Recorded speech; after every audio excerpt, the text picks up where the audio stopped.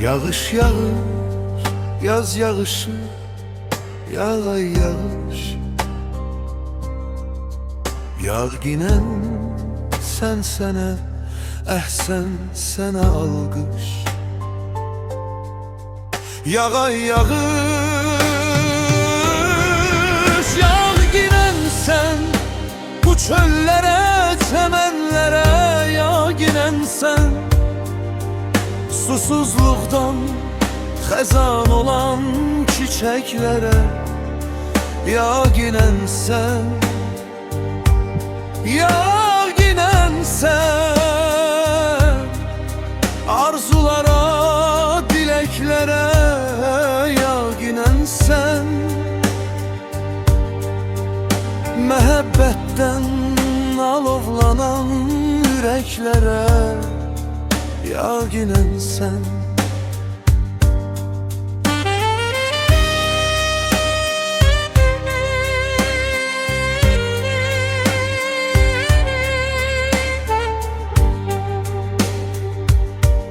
Yağ ginen sen, yağa yağa islat ginen paltarımı, qaytar mənə gənclikdəki öz əhdimi, ilqarımı.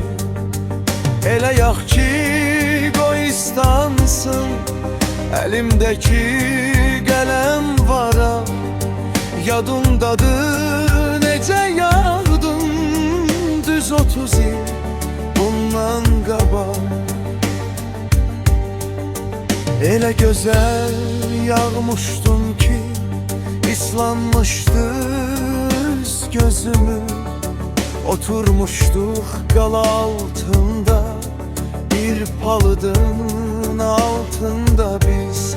Sen yağdıkça damcıların səpilirdi üzümüze. İkimiz de istemirdi gedəyək evimize.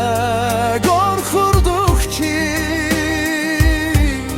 geçsək xələl gələr sevgimize.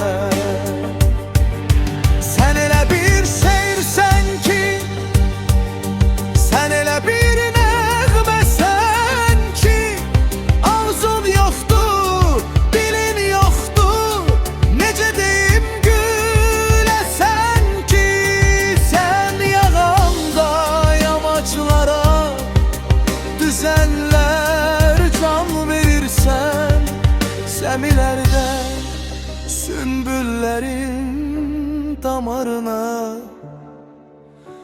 kan verirsen.